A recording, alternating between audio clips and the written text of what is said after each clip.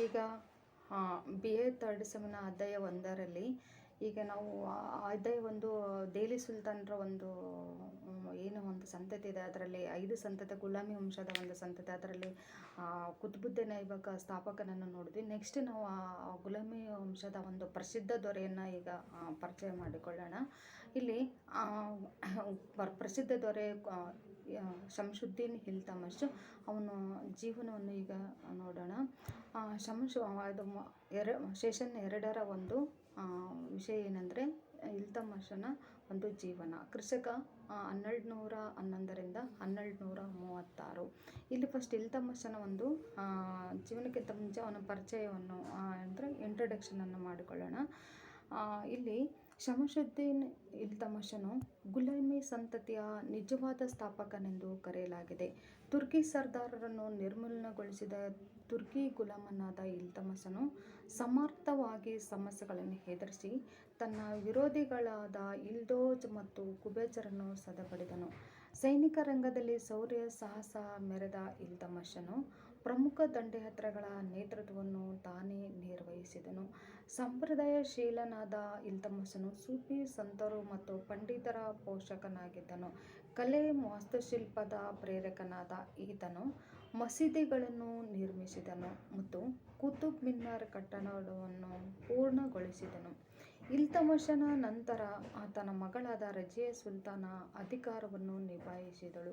ಮಹಿಳೆಯಾದರೂ ಕೂಡ ಸಮರ್ಥವಾಗಿ ಆಡಳಿತ ಸಂಘಟಿಸಿ ತುರ್ಕಿ ಸರ್ದಾರರನ್ನು ದಮನ ಮಾಡಿದಳು. ಹೀಗಾಗಿ ಇದು ದೆಹಲಿ ಸುಲ್ತಾನರ ಒಂದು ಚರಿತ್ರೆಯಲ್ಲಿ ನಾವು ಹೊಸ ಅಧ್ಯಾಯವೆಂದು ಕರೆಯಲ್ಪಟ್ಟಿದೆ. ನಂತರ ನಾವು ಇಲ್ತಮಿಷನ ಒಂದು ಆರಂಭ ಜೀವನವನ್ನು ನೋಡೋಣ. ಶಂಶುದ್ದೀನ್ ಇಲ್ತಮಿಷನು ಮಧ್ಯ ಏಷ್ಯಾದ ತುರ್ಕಿಯ ಇಲ್ಬರಿ ಪಂಗಡದಲ್ಲಿ ಜನಿಸಿದನು. ಈತನು ಸುಂದರಾಂಗನೂ ಮತ್ತು ಜಾಣನೂ ಆಗಿದ್ದರಿಂದ ಈತನ ತಂದೆಯು ಇಲ್ತಮಿಷನನ್ನು ಅತಿಯಾಗಿ ಪ್ರೀತಿಸುತ್ತಿದ್ದನು. ಇಲ್ತಮಿಷನು ಬಾಲಕನಾಗಿದ್ದಾಗಲೇ ಈತನ ಜಾಣ್ಮೆಯನ್ನು ಕಂಡು ಸಹೋದರರು ಅಸೂಯೆಯಿಂದ ಈತನನ್ನು ಗುಲಾಮನನ್ನಾಗಿ ಮಾಡಿ ಮಾರಾಟ ಮಾಡಿದರು. ಜಮಾಲುದ್ದೀನ್ ಎಂಬುವನು ಈತನನ್ನು ಖರೀದಿಸಿ ಗಜ್ನಿಗೆ ಕೊಂಡೊಯ್ದನು. ಮಹಮ್ಮದ್ ಗಜ್ನಿ ಈತನನ್ನು ನೋಡಿದ ತಕ್ಷಣವೇ ಖರೀದಿಸಲು ಇಚ್ಛಿಸಿದನು. ಆದರೆ ಸುಲ್ತಾನನು ಕೇಳಿದ ಹಣಕ್ಕಿಂತಲೂ ಹೆಚ್ಚು ಹಣದ ಒಂದು ಬೇಡಿಕೆಯನ್ನು ಇಟ್ಟ ಕಾರಣ ಸುಲ್ತಾನನು ಗಜ್ನಿಯಲ್ಲಿ ಆತನನ್ನು ಖರೀದಿಸಲಿಲ್ಲ. ನಂತರ ಇಲ್ತಮಿಷನನ್ನು ದೆಹಲಿ ಮಾರುಕಟ್ಟೆಗೆ ತಂದಾಗ ಐಬಕನು ಈತನನ್ನು ಖರೀದಿಸಿದನು.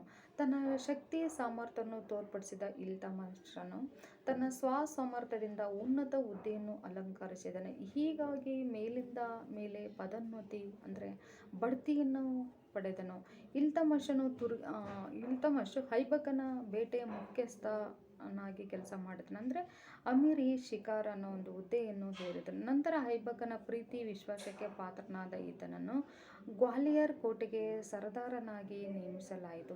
ಇದಾದ ನಂತರ ಖಾರನ್ ಗವರ್ನರ್ ಆಗಿ ನೇಮಕವಾದನು.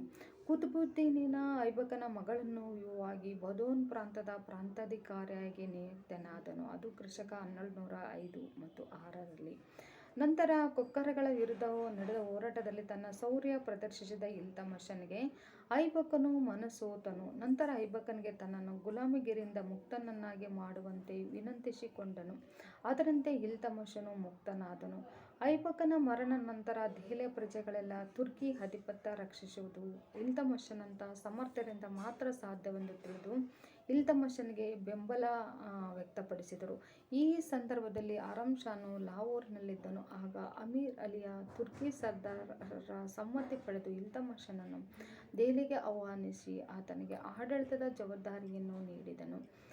ನಂತರ ಆರಂ ಷಾನನ್ನು ಸೋಲಿಸಿ ಕೊಲೆಗೈದು ಕ್ರಿಶಕ 1211ರಲ್ಲಿ ದೆಹಲಿಯ ಸುಲ್ತಾನನಾಗಿ ಒಂದು ಪರದಾಗ್ರಹಣ ಆರಂಭಿಸಿದನು. ಇಲ್ತಮಿಷನಿಗೆ ಇಲ್ಲಿವರೆಗೆ ನಾವು ಜೀವನವನ್ನು ನೋಡಿದ್ವಿ. ನಂತರ ಅವನಿಗೆ ಯಾವ್ಯಾವ ಒಂದು ದೆಹಲಿಯ ಒಂದು ಇದಾದ ಸುಲ್ತಾನನಾದಮೇಲೆ ಏನು ಒಂದು ಸಮಸ್ಯೆಗಳು ಆರಂಭದಲ್ಲಿ ಅವನಿಗೆ ಎದುರಾದವು ಅಂತ.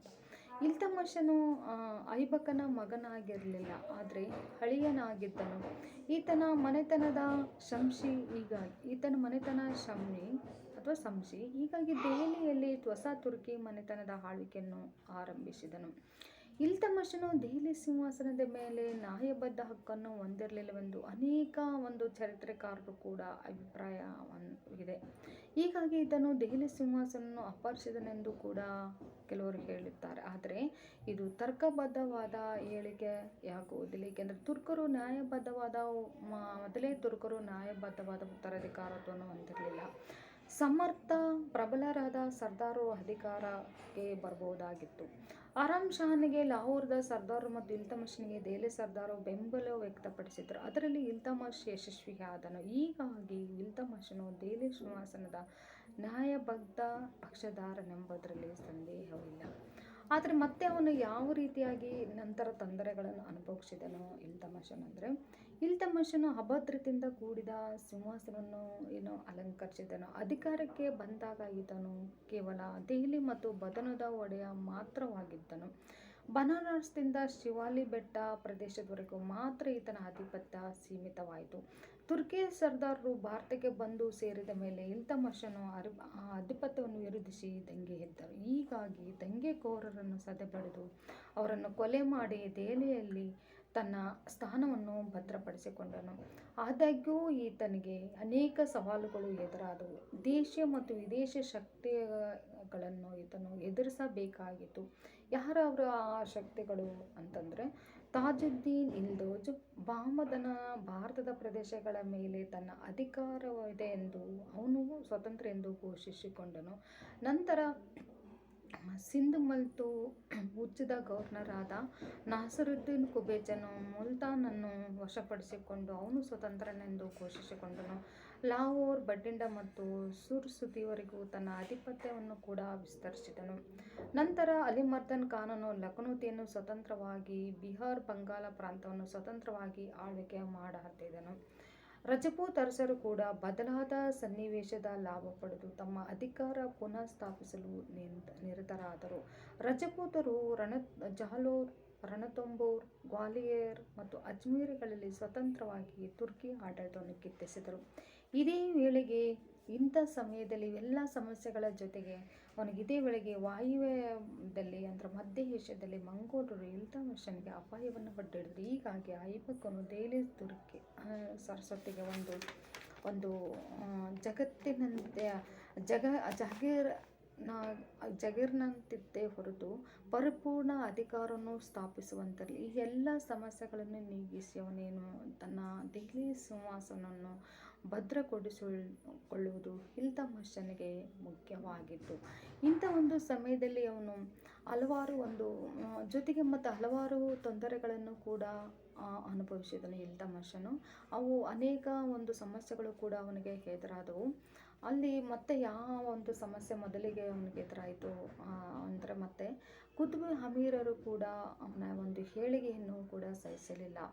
ಅವರು ತಮ್ಮ ಬಲ ಪ್ರದರ್ಶನಕ್ಕೆ ಅವರು ಕೂಡ ಸಿದ್ಧರಾಗಿದ್ದರು. ಏಕೆಂದರೆ ಅವನೊಬ್ಬ ಗುಲಾಮನ ಆಡಳಿತವನ್ನು ಅವರು ಒಪ್ಪುತ್ತಿರಲಿಲ್ಲ. ಹಾಗಾಗಿ ಅವರು ಒಬ್ಬ ಗುಲಾಮನಿಗೆ ಸಿಂಹಾಸನ ಅಧಿಕಾರವಿರುವುದು ಅವರಿಗೆ ಇಷ್ಟವಿರಲಿಲ್ಲ. ಹೀಗಾಗಿ ಅವನ ಸ್ಥಾನ ಅಭದ್ರವಾಗಿತ್ತು.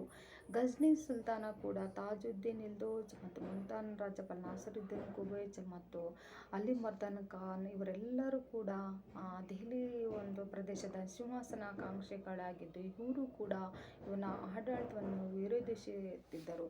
ಅದೇ ರೀತಿಯಾಗಿ ಇನ್ನುಳಿದ ಸುತ್ತಮುತ್ತಲಿನ ಪ್ರಾಂತದ ಗವರ್ನರ್ಗಳು ಕೂಡ ಸ್ವತಂತ್ರರೆಂದು ಘೋಷಿಸಿಕೊಂಡರು. ಉದಾಹರಣೆಗೆ ಯಾರ ಗವರ್ನರ್ಗಳು ಅಂತಂದರೆ ಹಿಂದೂ ಮತ್ತು ರಜಪೂತ್ ಮತ್ತು ಬನ್ರಾಸ್, ಆಮೇಲೆ ಹೌದ್, ಲಖನೌತಿ ಈ ಎಲ್ಲ ರಾಜರುಗಳು ಕೂಡ ತಾವೇ ಸ್ವತಂತ್ರರೆಂದು ಘೋಷಿಸಿಕೊಂಡಿದ್ದರು. ಇಂಥ ಹಲವಾರು ಸಮಸ್ಯೆಗಳನ್ನು ಇಲ್ತಮಷನು ಕ್ರಿಸ್ತಕ 1211ರಲ್ಲಿ ಎದುರಿಸಿ ಹಲವಾರು ಜೀವನದಲ್ಲಿ ತೊಂದರೆಯನ್ನು ಎದುರಿಸಿದನು.